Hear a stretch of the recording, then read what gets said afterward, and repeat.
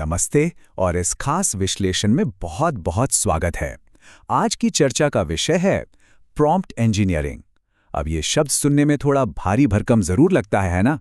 लेकिन आज हम इसके पीछे के विज्ञान को कुछ इतने मजेदार और रोजमर्रा के उदाहरणों से डिकोड करने वाले हैं कि ये बिल्कुल आसान लगने लगेगा।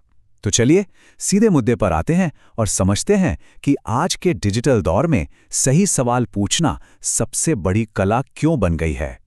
तो सबसे पहला सवाल जो स्रोत सामग्री में भी उठाया गया है वो ये है कि आखिर ये प्रॉम्प्ट इंजीनियरिंग भला क्या है।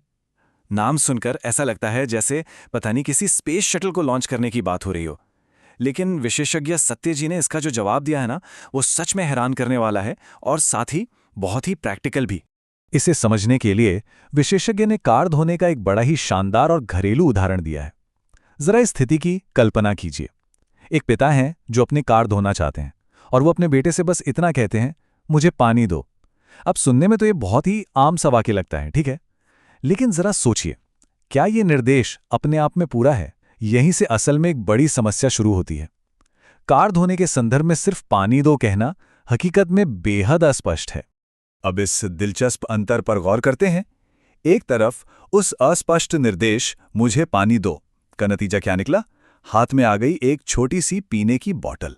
जाहिर सी बात है, एक बोतल पानी से कोई कार तो धुलने वाली है नहीं, मतलब काम तो हुआ लेकिन बिल्कुल गलत।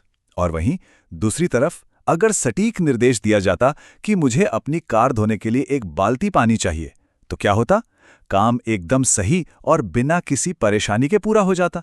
आधी अधूरी बात कैसे पूरा मतलब ही बदल सकती है, ये उसका एक बहुत ही बेहतरीन उदाहरण है। अब मजे की बात यह है कि यही कार धोने वाला सिद्धांत सीधे तौर पर आर्टिफिशियल इंटेलिजेंस यानी एआई पर भी लागू होता है। विशेषज्ञ सत्य जी के शब्दों में कहें तो प्रॉम्प्ट इंजीनियरिंग और कुछ नहीं है, बस एआई से बिल्कुल सटीक और स्पष्ट तरीके से बात करने की एक कला है। देखिए, इंसानों की तरह एआई के पास अपना कोई कॉमन सेंस या कोई बैकग्राउंड संदर्भ तो होता नहीं है, इसलिए गोलमोल बातों से बचना और एकदम कट टू कट स्पष्ट निर्देश देना ही इस पूरी तकनीक की असली नींव है। खैर, इस बात की गहराई को थोड़ा और अच्छे से समझने के लिए सत्य जी ने एक और बड़ा ही प्रैक्टिकल उदाहरण शेयर किया है। मान लीजिए कोई व्यक्ति रेलवे स्टेशन के टिकट काउंटर पर जाता है और वहां बैठे क्लर्क से सीधे कहता है, मुझे दिल्ली के टिकट दे दो। अब क्या उसे तुरंत टिकट मिल जाएगी? बिल्कुल नहीं। ये तरीका वहीं के वहीं फेल हो जाता है, क्योंकि सिर्फ मंजिल का नाम बता देने से टिकट देना तो असंभव है। ये बिल्कुल वैसा ही है जैसे हम एआई को कोई अधूरा निर्देश दे दें, जहां नतीजे में सिर्फ और सिर्फ निराशा ही हाथ लगेगी। तो चलिए देखते हैं कि सही नतीजे तक पहुंचने का असल रास्ता क्या है। एक साधारण सी ट्रेन टिकट बुक करने के लिए भी हमें हकीकत में कितने सारे विवरण देने पड़ते हैं। यात्रा की तारीख, समय, ट्रेन का नंबर, ट्रेन का नाम, क्लास कौन सी होगी, कितने लोग सफ़र कर रहे हैं और हाँ, पेमेंट का तरीका क्या होगा। जब इन सभी छोटी छोटी लेकिन ज़रूरी जानकारियों को एक साथ मिलाया जाता है, तब जाकर एक सटीक अनुरोध या परफेक्ट रिक्वेस्ट तैयार होती है। एआई के साथ भी बिल्कुल यही नियम काम करता है। इनपुट जितना ज्यादा विस्तृत होगा, आउटपुट उतना ही सटीक मिलेगा। और यही वो वजह है कि स्रोत सामग्री में जो प्रस्तुत करता हैं, वो भी अपनी उत्सुकता और खुशी रोक नहीं पाई। उन्होंने विशेषज्ञ को धन्यवाद देते हुए बिल्कुल सही कहा कि उन्होंने इतने मुश्किल से दिखने वाले विषय को कितना सरल बना दिया है। इस पूरी चर्चा की सबसे बड़ी खूबसूरती यही है कि रोजमर्रा की छोटी छोटी गलतफहमियों और एकदम साधारण सी बातों का इस्तेमाल करके एक भारी भरकम तकनीक को सबके लिए सुलभ बना दिया गया।